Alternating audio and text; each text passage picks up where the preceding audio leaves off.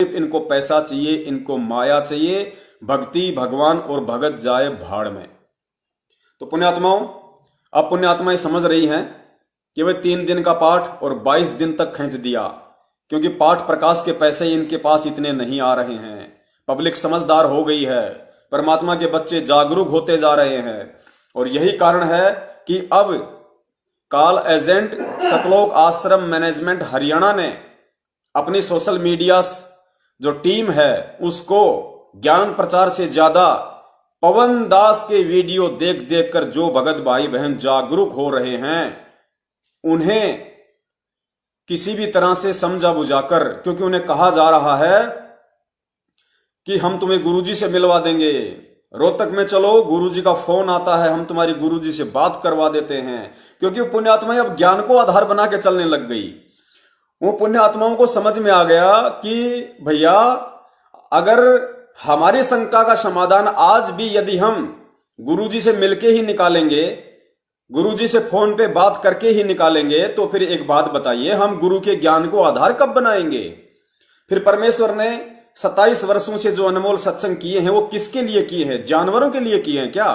वो आप और हमारे लिए किए हैं। तो हम आज उन्हीं सत्संगों को आधार बनाएंगे, और उन सत्संगों में सतगुरु रामपाल जी महाराज जी ने स्पष्ट आदेश दिया है कि गुरु बिन माला फेरते और गुरु बिन देते दान, गुरु बिन दोनों निष्फल है चाहे पूछो वेद पुराण। कि गुरु के बिना, गुरु की आज्ञा के बिना यदि आपने किसी को भी दान धर्म किया इस सत भक्ति में आने के बाद, तो आप उल्टा नुकसान उठाओगे फायदे के बजाय। तो भाई, दुनिया तो जागेगी। कब तक बेचारे भगत इसी तरह तुम्हारे झांसे में फंसते रहेंगे भाई? कब तक तुम ये हराम की कमाई खा खा कर सतगुरुदेव जी को दुखी करते रहोगे और पब्लिक को परेशान करते रहोगे? भाई, संगत जागेगी और संगत जाग रही है। और मुझदास को भी अच्छे से पता है कि सतलोक आश्रम मैनेजमेंट हरियाणा की गुंडा पार्टी को मेरी तलाश पूरी तरह से है, पूरी तरह से, कि कहां छुप के बैठा है, हिंदुस्तान के कौन से कोने में है। मुझे सर्च करने की पूरी कोशिश, पूरा अभियान चला रखा इन लोगों ने कि एक बार हाथ लग जाए। पिछली बार 3 बार बच गया, पिछली बार 3 बार मरते मरते बच गया, अब की बार नहीं छोड़ेंगे। दास को अच्छे से पता है। पुण्यात्माओं, दास ने भी सर पे कफन बांध रखा है। चाहे मुझे छुप के सेवा करनी पड़े, चाहे मुझे अपने बाल बच्चों से दूर रह के सेवा करनी पड़े। पुण्यात्माओं, जब तक गुरुजी हिसार जेल से बाहर नहीं आ जाएंगे, तुम गद्दारों की एडी से लेके चोटी तक एक एक बात को, तुम्हारे एक एक पाखंड को जनता के सामने उजागर करता रहूंगा, चाहे मुझे कहीं भी जाके सेवा करनी पड़े, कहीं भी जाके, कहीं भी छुप के मुझे सेवा करनी पड़े। ये सेवा ये पवनदास अंतिम श्वास तक करेगा। तुम पाखंडियों के पाखंड को यूं ही संगत और देश दुनिया के सामने उजागर करता रहूंगा ज्ञान आधार से। और जिस दिन दास का और तुम गुंडा पार्टी का, यानी सतलोक आश्रम मैनेजमेंट हरियाणा का आमना सामना हुआ, और यदि सामने पिस्टल भी पड़ी होगी, पिस्टल बंदूक भी पड़ी होगी, ये दास छुएगा नहीं। केवल अहिंसात्मक रूप से कोशिश करूंगा बचने की, अगर बचा जाए तो, और अगर नहीं बच पाया तो मार खाऊंगा, पिटाई खाऊंगा, उल्टा हाथ नहीं करूंगा।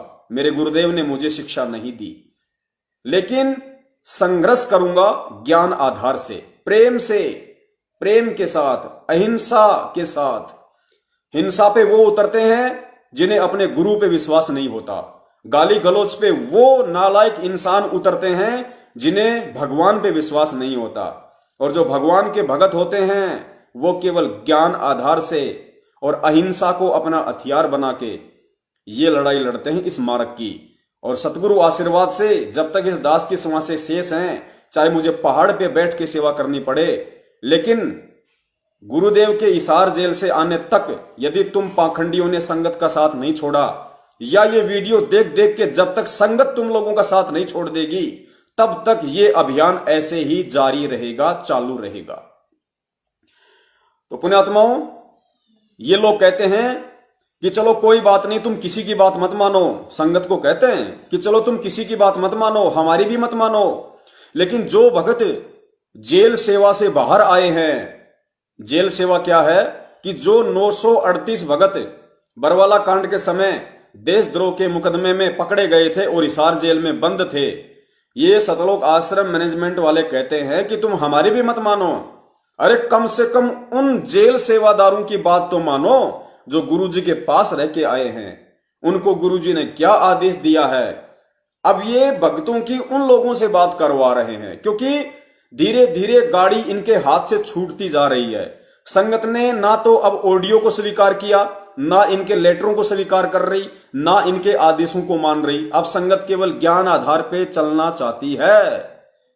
तो अब इन्होंने एक नई चाल चली है कि जो भक्त जेल से आए हैं और जो तारीखों पे जेल के अंदर जाते हैं, अरे उनकी बात तो मानोगे, वो थोड़े झूठ बोलेंगे। तो पुण्यात्माओं, इस पर भी आपको स्पष्टीकरण दे देते हैं कि सतगुरु रामपाल जी महाराज जी के साथ बरवाला कांड के समय जितने भी 938 या जितने भी भगत भाई बहन देशद्रोह के मुकदमे में, यानी मुकदमा नंबर 428 में हिसार जेल में बंद थे, और उसके बाद जितने भी लोग जमानत पर आज बाहर हैं, जिनका रेफरेंस देकर ये सतलोक आश्रम मैनेजमेंट हरियाणा संगत को भ्रमित करने की कुचेष्टा करना चाह रहा है, उन लोगों का भी चरित्र आपको बता देता हूं।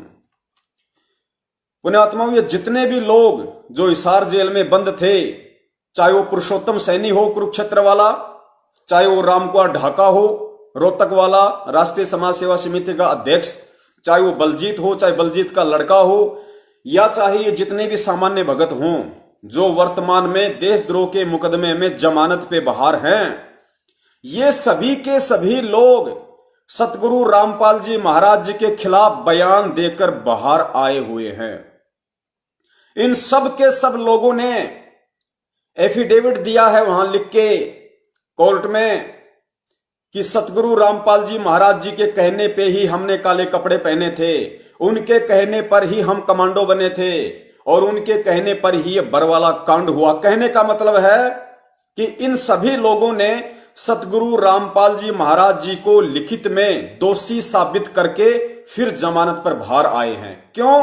यह कानूनन प्रक्रिया है। देखिए, देशद्रोह का सबके ऊपर मुकदमा था, और देशद्रोह के मुकदमे में यदि कोई जमानत पे बाहर आता है तो यह तो मूर्ख से मूर्ख व्यक्ति भी जान सकता है कि उस व्यक्ति को जिस धारा में, जिस मुकदमे में वो जेल में बंद है, उसे उस मुकदमे को स्वीकार करना पड़ेगा कि हां जी मैं दोषी हूं, कि हां मैं देशद्रोही हूं, तब ही उसको जमानत मिल सकती है, अन्यथा उसको जमानत नहीं मिल सकती। मान लीजिए मर्डर के मुकदमे में कोई व्यक्ति जेल में है और उसका मुकदमा चल रहा है, और वो व्यक्ति किसी कारणवश जमानत पे 2 दिन के लिए बाहर आना चाहता है, तो कोर्ट उसको उसी समय जमानत की परमिशन देगा जिस समय वो व्यक्ति लिखित में यह स्वीकार करेगा कि हां मर्डर मैंने ही किया है। यह कॉमन सेंस की बात है, आप किसी भी वकील से आप जी पूछ सकते हैं। तो जिन लोगों का ये सतलोक आश्रम मैनेजमेंट हरियाणा वाले संगत को भ्रमित करने के लिए रेफरेंस दे रहे हैं कि चलो हमारी भी मत मानो, ऑडियो की भी मत मानो, लेटर की भी मत मानो, कम से कम उन भक्तों की तो मानो जो जेल सेवा से जमानत पे बाहर हैं। तो भैया, अब संगत से मेरा निवेदन है, अब आप स्वयं विचार कर लेना कि ये लोग जेल में सेवा करके आए हैं या जेल में रहते सहते गुरु जी को और ज्यादा फंसा के आए हैं। आप सबके सामने हकीकत है। और आज का हमारा जो मुद्दा है पुण्यात्माओं, आप सभी ने ऊपर मैसेज पढ़ लिया होगा, और 2-4 दिन से परमात्मा पंपलेट भी संगत में डलवा रहे हैं। आज लाइव आने का जो हमारा मुद्दा है, क्योंकि सतगुरु रामपाल जी महाराज जी के आशीर्वाद से हम सप्ताह में 2 दिन शनिवार और रविवार रात्रि 8:30 बजे फेसबुक पर लाइव आते हैं, और आज शनिवार है, 17 अक्टूबर 2020 का दिन है। आज हमारा लाइव आने का जो मुख्य मकसद है, वो बहुत सारे भगत भाइयों की एक शंका थी कि भगत जी, और बाकी शंकाओं पे तो परमेश्वर धीरे धीरे दया कर रहे हैं, और आप जी चाहे कुछ भी हो जाए, आप जी लाइव शंका समाधान प्रोग्राम को बंद मत करना।